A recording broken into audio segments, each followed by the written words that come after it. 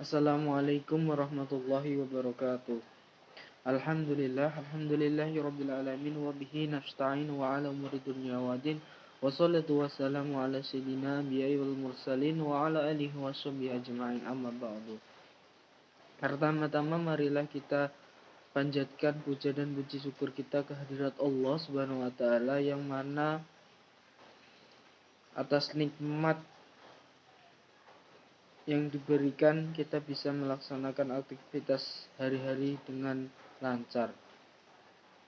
Kedua kalinya sholawat serta salam mari kita haturkan kehadirat junjungan kita Nabi Agung Nabi Muhammad Sallallahu Alaihi Wasallam yang mana kita nantikan syafaat di yaumul qiyamah nanti. Amin. Langsung saja saya di sini akan mempresentasikan makalah yang saya buat, yaitu dari kelompok 10 tentang pemikiran kalam Muhammad Abduh dan Ahmad Khan dan Muhammad Iqbal. Langsung saja, sebagaimana rumusan masalah, yaitu bagaimana pemikiran kalam Muhammad Abduh, bagaimana pemikiran kalam Ahmad Khan, dan bagaimana pemikiran kalam Muhammad Iqbal. Pemikiran kalam Muhammad Abduh. Riwayat hidup Muhammad Abduh. Saya Muhammad Abduh, nama lengkapnya Muhammad bin Abduh bin Hasan Khairullah, dilahirkan di desa Mahalat Nasr di Kabupaten Al-Buhairah, Mesir pada tahun 1849 Masehi. Beliau berasal dari keturunan bangsawan. Namun demikian ayahnya dikenal sebagai orang terhormat, suka memberi pertolongan. Kekerasan yang ditetapkan penguasa-penguasa Muhammad Ali dalam menuai pajak menyebabkan penduduk pindah-pindah tempat untuk menghindarinya. Abduh mulai dilahirkan dalam kondisi yang penuh dengan kecemasan ini. Mula-mula Abduh dikirim ayahnya ke Masjid Al-Ahmadi Tatan. Tempat ini menjadi pusat kebudayaan selain Al-Azhar. Akan tetapi sistem pembelajaran di sana sangat menjengkelkannya, sehingga setelah 2 tahun di sana ia memutuskan untuk kembali ke desanya dan bertani seperti saudara-saudara atau kerabatnya. Waktu kembali ke desa, ia dinikahkan saat berumur 16 tahun. Semula ia bergegas untuk tidak melanjutkan studinya, tetapi akhirnya atas dorongan pamannya Syekh Darwis yang banyak mempengaruhi kehidupan Abduh sebelum bertemu dengan Jamaluddin Al-Afghani. Atas jasanya Abduh berkata, ia telah membebaskanku menuju ilmu pengetahuan. Riwayat pendidikan Abduh. Dunia pendidikannya dimulai dari tempaan sang ayah. Darinya ia belajar baca tulis dan menghafal Al-Quran. Abduh kecil adalah anak yang jenius, terbukti dalam waktu kurang 3 tahun ia sudah bisa menghafal isi Al-Quran. Menginjak usia 14 tahun ia hijrah ke Tanta. Dia di sebuah lembaga pendidikan, Masjid Al-Ahmad milik lembaga Al-Azhar. 2 tahun belajar di sini, Abduh merasa bosan karena sistem pendidikannya yang lebih menekankan unsur kognitif hafalan dan tidak memberi kebebasan murid-muridnya untuk mengembangkan pikirannya. Lantas ia pun pulang karena didesak sang ayah. Abduh pun kembali ke Tanta lagi. Namun sebelum ke sana ia pergi belajar dahulu ke rumah pamannya Syekh Darwisi Khadir, seorang pengikut tarekat As-Saziliyah. Sang guru dengan tekun membimbing dan mengarahkannya kepada kehidupan sufi. Kemudian ia pamit untuk melanjutkan studi ke Tanta untuk kedua kalinya. Ia kembali ke masjid tersebut. Tak lebih dari 3 bulan, ia hijrah ke pusatnya langsung, Kairo. Dan di sana ia kembali kecewa untuk kedua kalinya. Rupanya Abduh kurang tertarik dengan aksentuasi pendidikan Azhar saat itu. Di tahun 1871 Allah mempertemukannya dengan Syed Jamaluddin Al-Afghani. Abduh tertarik dengan metode pengajaran yang diberikan oleh sang guru. Secara lebih tekun, ia belajar filsafat, ilmu kalam, ilmu pasti. Perjumpaannya dengan Jamaluddin Al-Afghani adalah pematangan studinya tentang ilmu kalam dan filsafat. Karya ilmiah Abduh. Adapun karya-karya Muhammad Abduh adalah sebagai berikut. Risalah Al-Waridah, kitab yang pertama kali dikarang beliau yang isinya menerangkan ilmu tauhid dari tasawuf. Wahdatul Wujud, menerangkan paham golongan ahli tasawuf tentang kesatuan antara Tuhan dengan makhluknya. 3. Filsafatul Ijtima wa Thoriq, disusun ketika memberi kuliah di Madrasah Darul Ulum, berisi uraian tentang filsafat, sejarah, dan perkembangan masyarakat. 4. Sarah Nahlul Balagha, uraian dari kesayangannya Sayyidina Ali yang berisi kesusastraan Arab dan menerangkan tentang tauhid serta kebenaran agama Islam. 5. Syarah Basairun Nasiriyah, uraian tentang ringkasan ilmu mantik logika. Kitab ini diselesaikan Om M. Rasid Ridho, yaitu muridnya. Risalah Tauhid. 6. Risalah Tauhid. Buku ini berisi masalah bagaimana manusia dapat mengenal keesaan Tuhan dengan ahli dalil-dalil yang rasional. 7. Al-Islamu wa Nasraniyah ma'al ilmi wa madaniyah, berisi tentang pembelaan Islam terhadap serangan agama Kristen. Pemikiran kalam Abduh. Kedudukan akal dan fungsi wahyu. Ada dua persoalan yang menjadi fokus pemikiran Abduh sebagaimana yang diakuinya, yaitu 1. Membebaskan akal pikiran dari belenggu-belenggu taklid yang menghambat perkembangan pengetahuan agama sebagaimana hak salaf al-ummah sebelum timbulnya perpecahan, yaitu memahami langsung dari sumber pokoknya Al-Quran. 2. Memperbaiki gaya bahasa Arab baik digunakan dalam percakapan resmi maupun tulisan media massa. Kebebasan manusia dan fanalisme. Bagi Abduh, di samping mempunyai daya pikir manusia, juga mempunyai kebebasan memilih yang merupakan sifat dasar alami yang harus ada dalam diri manusia.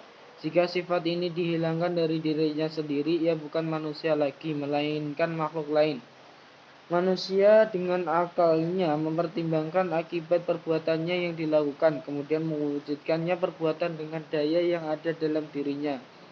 Karena manusia menurut hukum alam dan sunatullah mempunyai kebebasan dalam kemauan dan daya untuk mewujudkan kemauan. Kehendak mutlak Tuhan. Karena yakin akan kebebasan dan kemampuan manusia, Abduh melihat bahwa Tuhan tidak bersifat mutlak. Tuhan telah membatasi kehendak mutlaknya dengan memberi kebebasan dan kesanggupan kepada manusia yang secara bebas dapat dipergunakannya dalam mewujudkan perbuatan-perbuatannya.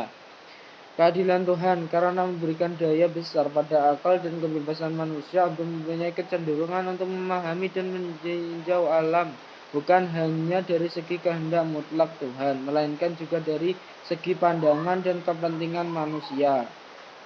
Perbuatan Tuhan, karena pendapat bahwa ada perbuatan Tuhan yang wajib, Abduh sepaham dengan Mu'tazilah bahwa wajib bagi Tuhan untuk berbuat yang terbaik untuk manusia. B. Pemikiran kalam Ahmad Khan. Riwayat hidup Ahmad Khan.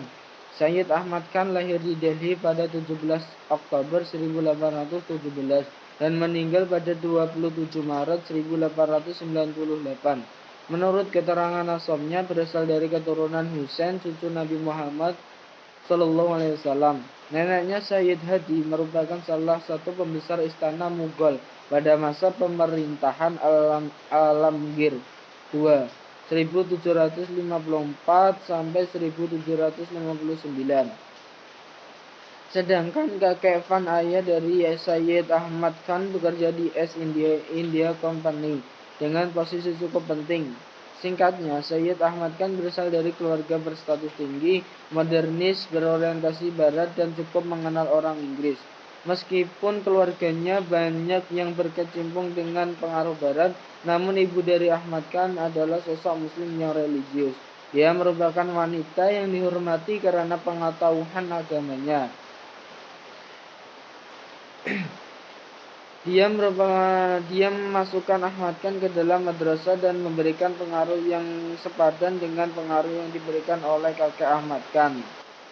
Sehingga Ahmad Khan tumbuh dewasa dengan dua pengaruh yang berlawanan, kesetiaan dengan sepenuh hati kepada komunitas muslim dan penghormatan yang tinggi terhadap budaya Inggris. Dua riwayat pendidikan Ahmad Khan. Ahmad Khan mendapat didikan tradisional dalam pendidikan agama studinya ke maktab. Di sini ia belajar bahasa Persia, Arab, dan matematika. Dia di samping itu geometri dan ilmu kedokteran juga dipelajarinya. Pendidikan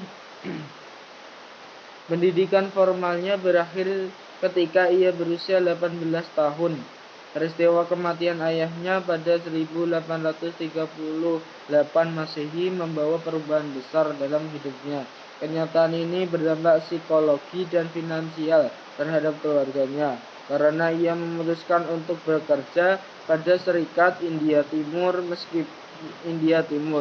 Meskipun keluarganya tidak menyetujuinya, karena di antara mereka masih ada perasaan anti Inggris.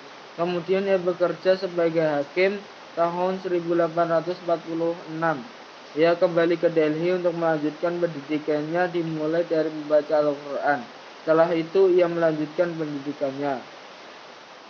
Karya ilmiah Ahmad Khan. Di antara karya Sayyid Ahmad Khan ialah Asrar Sonadid, Jejak-jejak yang besar. Buku yang diselesaikan tahun 1847 Masehi ini memuat laporan riset tentang puing-puing Delhi lama, serta mengenai sejumlah sarjana sastra dan orang-orang soleh di zamannya.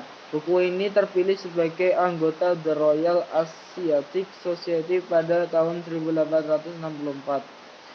Dua Tozak-e-Jahangir merupakan autobiografi Kaisar Jahangir dari Kerajaan Mughal di India, pendiri Taj Mahal.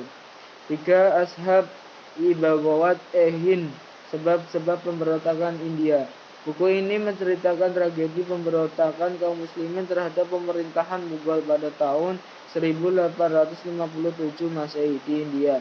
Buku ini merupakan yang pertama berbicara mengenai masalah ini. Buku ini diterjemahkan ke dalam bahasa Inggris oleh Auckland Collins.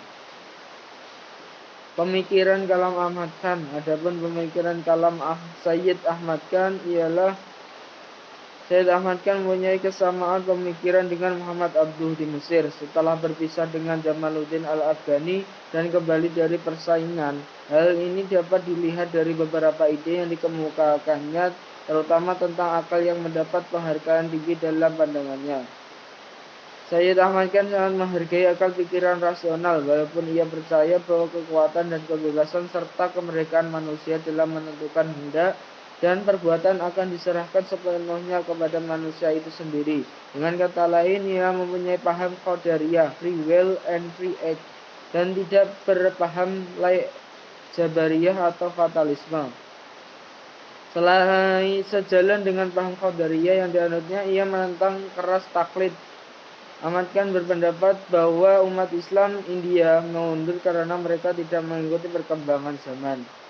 Menurutnya, Islam adalah agama yang paling sesuai dengan hukum alam, karena hukum alam adalah ciptaan Tuhan dan Al-Quran adalah firman-Nya, maka sudah tentu kedua seiring dan sejalan, tidak bertentangan. Pemikiran kalam Muhammad Iqbal. 1. Riwayat hidup Muhammad Iqbal. Muhammad Iqbal lahir pada 1873 di Sialkot, Punjab, India. Sekarang termasuk wilayah Pakistan. Pada 22 Februari 1873 Masehi, dari keluarga Hindu dari kasta Brahmana yang sudah lama memeluk agama Islam, yakni 3 abad sebelum Iqbal lahir. Ayahnya Nur Muhammad, seseorang yang soleh di mana nilai dan ajaran Islam telah membentuk kehidupannya. Ayahnya memiliki kecenderungan mistik sehingga banyak membentuk perkembangan dan kematangan spiritual dan intelektualnya. Nenek moyangnya berasal dari lembah Kashmir.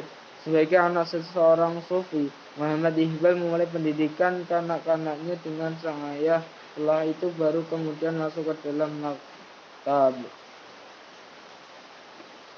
Riwayat pendidikan Muhammad Iqbal. Pendidikan formalnya dimulai di Scottish Mission School di Sialkot di bawah bimbingan Mir Hasan, seorang guru yang ahli sastra Arab dan Persia, kemudian di Government College di Lahore, sampai mendapat gelar Bachelor of Arts BA tahun 1897 dan meraih gelar Master dalam bidang filsafat tahun 1899 di bawah bimbingan si Thomas Arnold, seorang orientalis terkenal. Selama pendidikan ini, Iqbal menerima 2 medali emas karena prestasinya dalam bahasa Arab dan Inggris. Iqbal kemudian menjadi dosen di Government College dan mulai menulis syair-syair dan dalam buku. Akan tetapi di sini tidak dialami lama karena pada 1905 atas dorongan Arnold, Iqbal berangkat ke Eropa untuk melanjutkan studi di Trinity College, Universitas Cambridge, London, sambil ikut kursus advokasi di Lincoln. Di lembaga ini banyak belajar pada James Brill and J.E. Mr. Taggart, seorang neo-Hegelian, juga sering diskusi dengan para pemikir lain, serta mengunjungi perpustakaan Cambridge, London, dan Berlin. Ia pergi ke Jerman mengikuti kuliah selama 2 semester di Universitas Munich, yang kemudian mengantarkannya meraih gelar Doctoris Philosophiae Gradum, gelar doktor dalam bidang filsafat pada November 1908 dengan judul disertasi The Development of Metaphysics in Persia di bawah bimbingan Hummel. Selanjutnya balik ke London untuk meneruskan studi hukum dan sempat masuk School of Political Science. Karya ilmiah Muhammad Iqbal. Kebanyakan karya-karyanya menggunakan bahasa Persia. Semua maksudnya agar karyanya bisa diakses oleh dunia Islam, tidak hanya masyarakat India, sebab saat itu bahasa Persia adalah bahasa yang dominan di dunia Islam dan dipakai masyarakat terpelajar. Karya-karyanya antara lain Ilmu al-Iqtisad, karya pertama tentang ekonomi, ditulis dengan bahasa Urdu dan tanpa tahun penerbitan. Kedua, The Development of Metaphysics in Persia, disertai terbit di London 1908. Asra Al-Khudi, Lahore 1915, tentang proses mencapai insan kamil, ditulis dalam bahasa Persia. Kemudian Javed Nama dan The Reconstruction of Religious Thought in Islam, London 1934, ditulis dalam bahasa Inggris. Dan selanjutnya Musafir, Zarb Al-Kalim, dan lain-lain. Pemikiran kalam Muhammad Iqbal atau hakikat teologi. Secara umum, beliau melihat teologi sebagai ilmu yang berdimensi keimanan, berdasarkan pada esensi tauhid universal dan inklusistik di dalamnya. Terdapat jiwa yang bergerak berupa persamaan, kesetiakawanan, dan kebebasmerdekaan. Pandangannya tentang ontologi teologi membuatnya berhasil melihat anomali penyimpanan yang melekat pada literatur ilmu kalam klasik. Mutazilah sebaliknya terlalu jauh bersandar pada akal, sehingga mereka tidak menyadari bahwa dalam wilayah pengetahuan agama, pemisahan antara pemikiran agama dari pengalaman konkret merupakan kesalahan besar. Pembuktian Tuhan. Dalam membuktikan eksistensi Tuhan, beliau menolak argumen kosmologis maupun ontologis. Beliau juga menolak argumen teologis yang berusaha membuktikan eksistensi Tuhan yang mengatur ciptaannya dari sebelah luar. Walaupun demikian, beliau tetap menerima landasan yang imamen tetap ada. Untuk menopang hal ini, beliau menolak pandangan yang statis tentang matter serta menerima pandangan Whitehead tentangnya sebagai struktur kejadian dalam aliran dinamis yang tidak berhenti. Jati diri manusia. Paham dinamisme beliau berpengaruh besar terhadap jati diri manusia. Penelusuran terhadap pendapatnya tentang persoalan ini dapat dilihat dari konsepnya tentang ego, ide sentral dalam pemikiran filosofinya. Kata itu diartikan dengan kepribadian. Dosa. Beliau secara tegas menyatakan secara tegas dalam seluruh kualitasnya, bahwa Al-Quran menampilkan ajaran tentang kebebasan ego manusia yang bersifat kreatif. Dalam hubungan ini, beliau mengembangkan cerita tentang kejatuhan Adam karena memakan buah terlarang. Sebagai kisah yang berisi pelajaran tentang kebangkitan manusia dari kondisi primitif yang dikuasai hawa nafsu, naluriah kepada pemilikan kepribadian bebas yang diperolehnya secara sadar, sehingga mampu mengatasi kebimbangan dan kecenderungan untuk membangkang. Surga dan neraka. Surga dan neraka, kata beliau, adalah keadaan bukan tempat. Gambaran-gambaran tentang keduanya di dalam Al-Quran adalah penampilan kenyataan batin secara visual, yaitu sifatnya. Dan bab 3 penutup, kesimpulan. Dalam peradaban Islam setelah wafatnya Nabi Muhammad SAW, terjadi berbagai macam paham dalam ajaran Islam, di mana umat Islam terpecah-pecah dan memikir kalam yang bermacam-macam dalam berpaham ajaran agama Islam. Di antaranya pemikiran kalam yang terkenal pada masa sekarang adalah 1. Syekh Muhammad Abduh. Manusia mempunyai kebebasan memilih yang merupakan sifat dasar alami yang harus ada dalam diri manusia. Jika sifat ini dihilangkan dari dirinya sendiri, ia bukan manusia lagi, melainkan makhluk lain.